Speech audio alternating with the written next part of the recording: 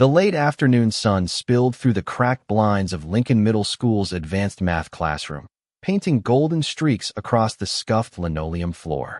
It was October 15th, 2027, in the small town of Oak Ridge, Virginia, and the air in room 204 was thick with tension. Mr. Edward Grayson, a wiry man with thinning gray hair and a perpetually pinched expression, stood at the chalkboard, his voice sharp as he addressed his seventh-grade class. His eyes, cold and judgmental, zeroed in on Jamal Carter, the only black student in the room, who sat quietly in the second row, his notebook open but untouched. "Today," Grayson began, his tone laced with a smugness that made several students shift uncomfortably. "We're diving into something that'll separate the wheat from the chaff. A real problem, not the baby stuff you're used to." His gaze lingered on Jamal, a deliberate pause that felt like a spotlight. "Some of you might be in over your heads, but let's see who can actually keep up." Lila Nguyen, the class's top student, glanced at Jamal, her brow furrowing. She'd noticed how Grayson always seemed to single him out, his comments barbed with an edge she couldn't quite name but felt deeply wrong. Next to Jamal, Carlos Mendez clenched his fists under his desk, his jaw tight.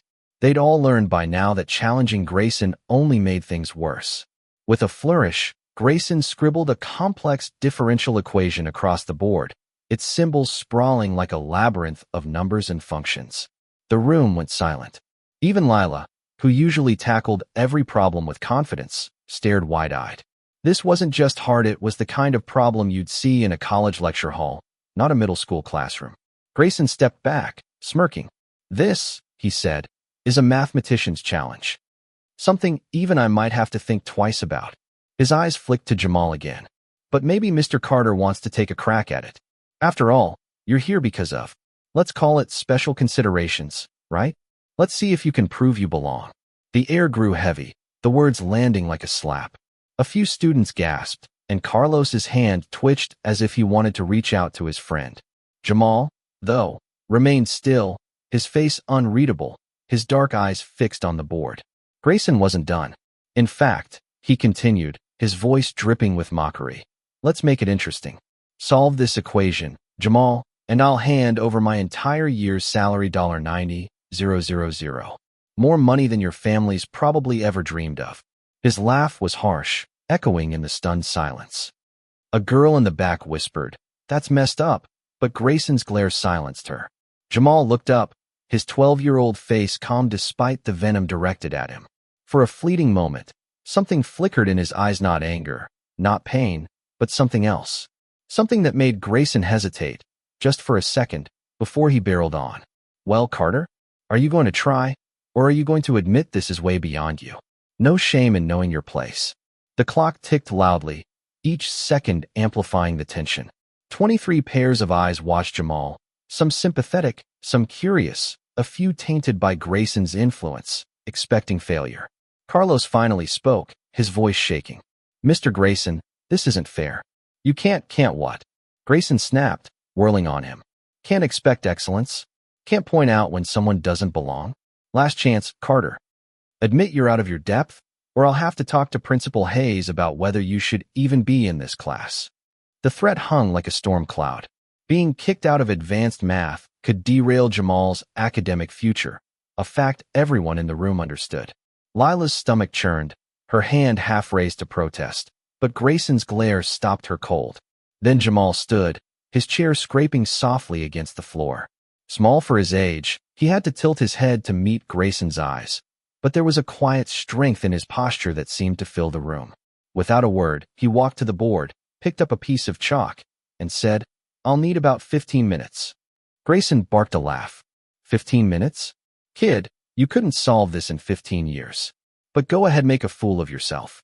He turned to the class. "Pay attention, everyone. This is what happens when ego outstrips ability." As Jamal's chalk began to move, its soft scratching the only sound in the room, no one could have predicted what was about to unfold. The quiet boy they'd underestimated, the one their teacher had mocked, was about to turn the tables in a way that would shake the very foundation of Lincoln Middle School. Jamal's hand moved with a steady rhythm, the chalk carving precise lines of numbers and symbols across the board. It was as if he were conducting a silent orchestra, each stroke deliberate, each equation building on the last. Grayson stood off to the side, arms crossed, his smirk unwavering as he waited for the moment Jamal would crash and burn. "Observe," he said, his voice dripping with condescension. "This is what we call bravado. Mr. Carter thinks he can scribble nonsense and pass it off as genius. It's almost pitiful." But Lila, watching closely, saw something else. Jamal wasn't floundering.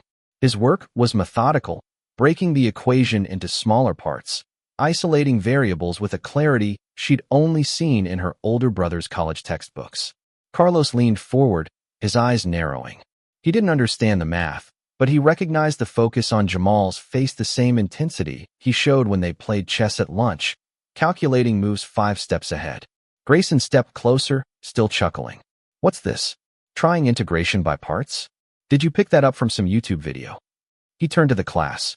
"This is what happens when kids think they can fake their way through real math." Jamal paused, the chalk hovering an inch from the board. Without turning, he said, "Actually, Mr. Grayson, I'm using integration by parts with a substitution method. The nested functions make a direct approach impossible. You have to transform it first." His voice was calm, almost too calm, and it cut through the room like a blade. The class froze. Even the usual rustling of papers stopped. Grayson's face flushed, his mouth opening and closing as if he'd forgotten how to speak. "No middle schooler should know that," he muttered, his voice betraying a crack of doubt. "You're just parroting terms you don't understand. Keep going, I'm sure this'll be entertaining." Jamal didn't respond. He returned to the board, his chalk moving faster now, weaving a tapestry of mathematical logic that seemed to glow under the fluorescent lights. Lila pulled out her phone, discreetly recording. Something told her this moment needed to be preserved. Carlos did the same, his phone angled to capture the growing solution. 5 minutes in, Grayson announced, checking his watch with exaggerated flair. 10 more minutes of this circus. I hope you're all learning the value of knowing your limits." But as the minutes ticked by, Grayson's confidence began to falter. Jamal had filled half the board, and even to those who didn't understand the math, the work had a rhythm, a purpose. Lila whispered to Carlos, "He's actually doing it. Look at the steps, theory perfect." "Nonsense," Grayson snapped, but his voice wavered. "Miss Nguyen, I expected better from you than to fall for this. Performance. Writing formulas doesn't mean he understands them." "He's not copying," Carlos shot back, his courage bolstered by Lila's words. "He's deriving it. Look at step 6, it's not in our textbook." Grayson stormed to the board, his eyes scanning for a mistake, a flaw, anything to prove this was a trick. But the math was impeccable, elegant even, the kind of solution that could grace a university journal. "Where did you get this?" he demanded, his voice low and dangerous. "Who fed you the answer?" "There's no way a kid like you, Mr. Grayson," Jamal interrupted, turning to face him for the first time, his voice steady but sharp. "You said if I solved this, your salary was mine. Did you mean it? Or were you just trying to make me look stupid in front of everyone?" The question landed like a grenade. Grayson's face cycled through shock, anger, and something close to panic. "That was obviously not serious," he stammered. "No one would think so. You lied." Jamal asked, his tone still even. "You made a promise you never meant to keep, just to humiliate me?" The room turned on Grayson. The students who had been silent, some who had even smirked at his earlier taunts, now stared at him with accusing eyes. Lila stood up. "Finish it, Jamal. We want to see." "Yeah," Carlos added, standing too. "Show him." One by one, other students rose, their support a quiet rebellion against the teacher who had ruled through fear and bias. Jamal gave them a small nod, the first hint of a smile breaking through his calm facade. 10 more minutes, he said, turning back to the board. Grayson stood rooted to the spot, watching as his authority unraveled with every stroke of Jamal's chalk. The classroom felt like a courtroom now, each equation a piece of evidence, each step a blow to Grayson's carefully constructed world where only certain students deserved to shine. "This is absurd," Grayson muttered, pacing now, his shoes clicking frantically against the floor. "I don't know what kind of stunt this is, but I won't stand for it. Carter, tell me who helped you. Did you sneak into my office?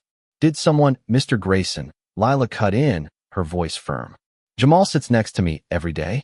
He's never cheated. Maybe he's just better at math than you thought." The suggestion seemed to physically wound Grayson. Better at math? This is graduate-level work. Are you saying this? This kid is some kind of prodigy. The word kid came out twisted, heavy with implications that made several students squirm. Two in the back, Emma Patel and David Lee, exchanged glances. They'd seen Grayson's bias before, but never this blatant, never this cruel. Jamal kept working, unfazed by the chaos. He was deep into the problem now, applying techniques that left even Lila in awe. The tension in the room was palpable, a pressure building toward an inevitable breaking point. "I'm calling Principal Hayes," Grayson declared, grabbing the classroom phone. "This is a disruption. Carter's making a mockery of my class with this. This act." "Wait," Carlos shouted, his chair scraping as he stood again. "You can't call the principal because he's solving the problem you gave him. That's insane." Grayson pointed a trembling finger at Carlos. "Sit down, Mendez, or you're going to the office with him. I won't tolerate this insubordination." "Insubordination," Emma spoke up, her voice quivering but resolute. All Carlos did was stand up for Jamal. "You're the one who turned this into a spectacle, Mr. Grayson. You said he couldn't do it because," she stopped, but the unspoken words hung in the air. The room had shifted, no longer just one teacher against one student, but a reckoning for months of subtle and not-so-subtle slights. A soft knock interrupted the standoff. Principal Olivia Hayes stood in the doorway, her tailored blazer and calm demeanor commanding instant respect. As a black woman who had risen through the ranks of education, she carried an authority that needed no words. "Mr. Grayson," she said evenly, stepping inside. "I heard raised voices from the hall. Is everything all right?" Grayson forced a smile, but it was brittle. "Principal Hayes, perfect timing. We have a situation with Jamal Carter. He's being disruptive, refusing to admit he's out of his depth. He's solving a math problem," Lila interjected, her boldness surprising even herself. "A really hard one you said was impossible, especially for him." Hayes's eyes swept the room, taking in the standing students, the tension, and finally the board, where Jamal's work sprawled in neat, undeniable brilliance. She stepped closer, her gaze sharpening as she studied the equations. "Jamal," she said gently, "can you explain what's happening here?" Jamal glanced at Grayson, then back at Hayes. "Mr. Grayson challenged me, ma'am. He said if I solved this equation, he'd give me his yearly salary. I'm trying to do it." "He's cheating," Grayson burst out. "There's no way a seventh grader could." "I'd like to see him finish," Hayes said, her tone cutting through his protest like a knife. "How much time does he have left?" 12 minutes, Carlos said, checking the clock. Hayes nodded. "Continue, Jamal. I'll observe." Grayson's composure cracked further. He fumbled with his tie, smoothed his hair, and cleared his throat repeatedly, as if trying to summon his former authority. But the room had changed. He was no longer the one in control. Jamal's chalk moved faster now, tackling a transformation that left even Hayes raising an eyebrow. Several students pulled out their phones, not to text but to research the symbols Jamal was using. "Oh my gosh," Emma whispered, staring at her screen. "That's from a college textbook. He's doing it perfectly." Grayson's face went pale, his mouth working soundlessly. Hayes, meanwhile, sent a quick text, her expression unreadable but her eyes sharp with purpose. She'd had complaints about Grayson before, vague, hard-to-prove grumblings, but this was different. This was happening in front of her. With 3 minutes to spare, Jamal wrote the final answer, circled it, and set down the chalk. He turned to face the room, his young face serene but his eyes blazing with a quiet triumph. The silence was absolute, every pair of eyes fixed on the board, where an elegant solution stood as proof that Jamal Carter was no ordinary 12-year-old. "Well," Hayes said, her voice slicing through the hush. "Mr. Grayson, I think we need to talk. A very serious talk." She stepped closer to the board, her eyes tracing Jamal's work with the precision of someone who knew more about math than her role might suggest. "Jamal," she said, her tone softening, "this is extraordinary. Where did you learn these techniques?" Before Jamal could answer, Grayson found his voice, though it was strained. "Principal Hayes, this is a setup. There's no way he could have done this without help. He must have seen the problem beforehand, or Edward." Hayes interrupted, using his first name in a way that made him flinch. "I've been here for the last 10 minutes. I watched him finish this myself. No notes, no help, just a brilliant mind you decided to humiliate." Carlos raised his hand, his voice steady now. Principal Hayes, this isn't the first time. Mr. Grayson's always on Jamal's case. He said stuff to me too, and others. That's a lie. Grayson snapped, his composure shattering. I treat everyone the same. If some students can't handle advanced math, that's on them. Handle it. Lila stood, her voice trembling with anger. You told Jamal he was only here because of special considerations. You said his family couldn't dream of $90,000. That's not about math, it's about you. Grayson looked around, seeking allies, but found only accusing stares and recording phones. The weight of his actions was sinking in. Hayes raised a hand for silence. Jamal, walk us through your solution. Explain your reasoning. Jamal nodded and turned to the board. The problem is a nonlinear differential equation with multiple variables, he began, his voice clear and confident. Most people would try a direct approach, but that's a dead end. I used the Laplace transform to turn it into an algebraic equation, then applied partial fraction decomposition to break it down. Students scribbled notes, awed by the authority in his voice. Grayson watched, his expression crumbling as his 12-year-old student explained concepts that would stump seasoned professors. The tricky part, Jamal continued, was the nested functions. They create a recursive pattern that looks unsolvable, but if you spot the structure, you can use fixed-point iteration to find the solution. Where did you learn fixed-point iteration? Hayes asked, genuine curiosity in her voice. Jamal hesitated, glancing at Carlos for a moment. His friend gave him a nod. My mom's a math professor at Stanford, Jamal said quietly. My dad's a software engineer. They've been teaching me since I was little. The revelation hit like a thunderclap. Grayson's face turned gray, his mouth opening and closing as the reality of his mistake crashed over him. Your mother's a professor at Stanford? He croaked. Dr. Vanessa Carter, Jamal confirmed. She specializes in number theory. She's published over 50 papers. My dad's worked on algorithms for NASA. Hayes's expression hardened. So, you've been in Mr. Grayson's class all year, earning solid grades, and he never once asked about your background or your potential. I didn't want to stand out, Jamal said, his voice carrying a maturity beyond his years. My parents and I decided I should be in regular classes to have friends, to be normal. I just wanted to learn, not be treated differently. The irony was sharp. Jamal had wanted to blend in, only to be singled out for cruelty, not for his gifts but for his skin color. Mr. Grayson, Hayes said, her voice heavy with authority, called Jamal's parents. Now, they need to know what happened here. I don't think that's necessary, Grayson stammered, panic creeping into his voice. This was just a misunderstanding. A misunderstanding? Hayes's voice rose. You offered your salary as a bet. You mocked his family's finances. You implied he was here because of quotas. Call them.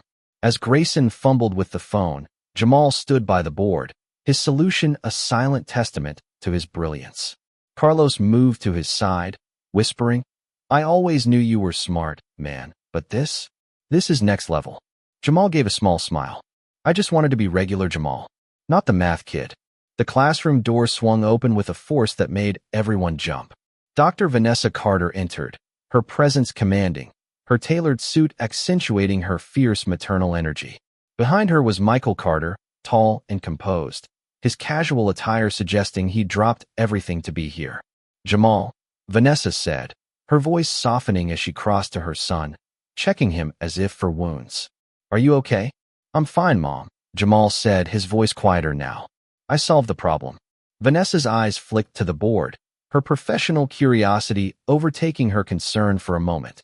Fixed-point iteration for the nested functions. Smart move. She turned to Grayson, her gaze icy. Though I doubt you expected that when you set this up to humiliate him. Dr. Carter, this is a misunderstanding, Grayson began, but Michael's steady stare kept him in his chair. A misunderstanding? Vanessa cut in. You targeted my son. You mocked him in front of his peers. I have texts from him all year, Mr. Grayson said I can't handle the work. Mr.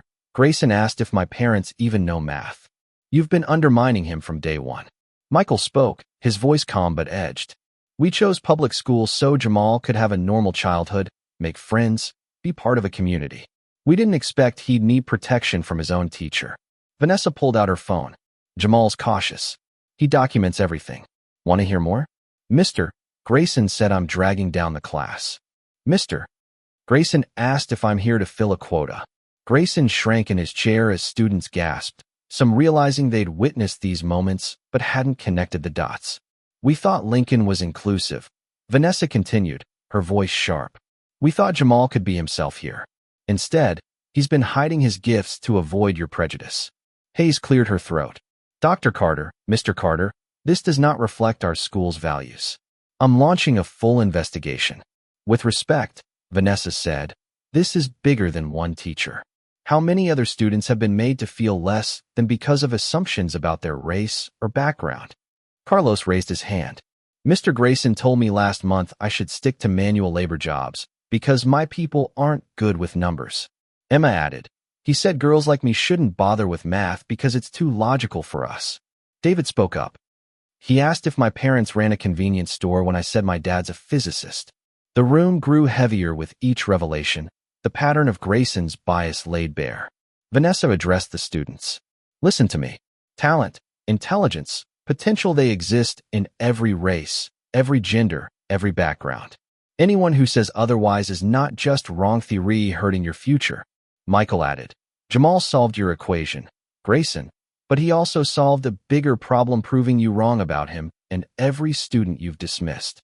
Jamal spoke, his voice firm. You have high standards for students who look like you, Mr. Grayson. For the rest of us, you have low expectations. That's not standards. That's prejudice. The truth of his words silenced the room. Vanessa handed Hayes a business card. This is our attorney. We'll pursue this formally, not for money we find financially, but to address this systemic failure. Mom, Jamal said. He did promise me his salary. Vanessa's smile was sharp. In front of witnesses, no less. A verbal contract, Sarah? Absolutely, Lila confirmed. $90,000, he said. Well, Vanessa said, that's binding, isn't it? Though I suspect Jamal would rather see it go to a scholarship fund for kids who love math, but might not get a chance to shine. Jamal nodded. That'd be better. Help kids who need it. The bell rang, but no one moved. The moment was too raw, too electric. Hayes dismissed the class, but the story was far from over.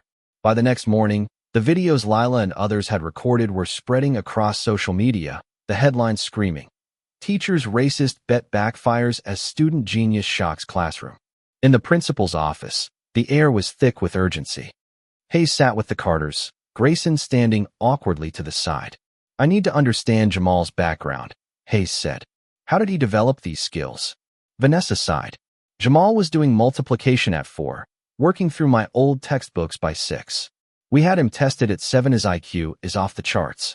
But we didn't want him to be a spectacle. Child prodigies often burn out or lose their childhood. We wanted him to have friends, to play, to be a kid. Michael added. We supplemented at home, connected him with mentors like Professor Elena Ruiz at Stanford. He's been publishing math papers under a pseudonym since he was 10. Publishing? Hayes asked, stunned. They're not a big deal, Jamal said, shrugging. Just some number theory stuff. Vanessa laughed. Not a big deal. One of his papers is cited in a doctoral dissertation. But we kept it quiet so he could stay a kid, not become a media darling. Hayes shook her head. And he's been in Grayson's class, being told he doesn't belong. I belong with my friends, Jamal said firmly. Being smart shouldn't mean I'm alone. Grayson spoke up, his voice desperate. Surely he'd be better in a special program, not my class. The programs you never mentioned because you assumed he couldn't qualify, Vanessa shot back. You decided he wasn't worthy before he even had a chance. Hayes' phone buzzed. She glanced at it, her expression tightening. Words out. The school board's asking questions, and a news outlet wants to know if a student was discriminated against for solving a math problem. Grayson paled. How did they social media? Hayes said dryly. The videos are viral. The headline's not kind to you, Edward. A video call interrupted them. Professor Elena Ruiz appeared on the screen, her presence commanding even through a monitor. Vanessa, I got your message. This is about Jamal. Vanessa explained, sending an image of the board. Ruiz's eyes lit up as she studied it. This is graduate-level work, she said. The solution's not just correct, it's brilliant. The fixed-point iteration was a stroke of genius. Most of my PhD students wouldn't have seen that. Who wrote this problem? Ruiz asked. I did, Grayson admitted, his voice barely audible. Then you're either a better mathematician than your actions suggest, or you stole it thinking no one could solve it, Ruiz said bluntly. Either way, challenging a 12-year-old with this to humiliate him was reckless and cruel. He's a genius, Grayson protested. He's a child, Ruiz countered. He needs teachers who see his potential, not his skin color. Jamal's been working with me for years. His potential is limitless, but what he needs most is a normal childhood, not your prejudice. Lila's voice came from the doorway, where she and Carlos had slipped in. Professor Ruiz, it's not just Jamal. I've got stories from 17 students about Mr. Grayson comments about race, gender, everything. The room went quiet. This wasn't just about one boy anymore. It was about a teacher who'd poisoned a classroom for years. Ruiz's voice hardened. Principal Hayes, I've been in education for decades. The only thing that separates success from failure is opportunity and belief. Grayson's been denying both to countless students. Hayes nodded. And the salary, Edward? You promised it. Grayson's shoulders slumped. I'll pay. To the scholarship fund, over time. That's a start, Hayes said. But it's not enough. We're launching a district-wide review of your conduct and others like it. The following week, the school board meeting was standing room only. Parents, students, and reporters packed the room as the board faced Grayson, now flanked by an attorney. The investigation's findings were damning. Years of documented bias, from discouraging minority students to making gendered assumptions about ability. Former students stood, sharing stories of potential crushed under Grayson's prejudice. I'm Sophia Alvarez, one woman said. 10 years ago, you told me I'd never make it in science. I just finished my PhD at Caltech. Daniel Kim, another said. You said my people were better at rote tasks. I'm a lead engineer at Google now. Each story was a blow, and Grayson seemed to shrink with every one. The board's decision was swift. Termination, effective immediately, with the $90,000 to be paid to the Jamal Carter Mathematics Fund over 5 years. But Jamal himself offered a surprising twist. People can learn, he said, standing in the crowded room. Mr. Grayson learned the wrong lessons about us. Maybe he can learn the right ones. Lila added. He could help with the new program not teaching, but helping spot other biased teachers. He could talk about how prejudice hides behind standards. The board considered, then set conditions, 200 hours of diversity training, 500 hours of community service, and participation in a bias interruption program. This isn't forgiveness, the board president said. It's a chance to make amends. Don't waste it. Grayson nodded, his voice breaking. I was wrong. Not just about Jamal, but about so many of you. If you're willing to give me a chance to learn, I'll try. 6 months later, Lincoln Middle School hosted its first celebration of diverse talents. The gym was alive with displays, math proofs, art installations, music performances, and engineering projects.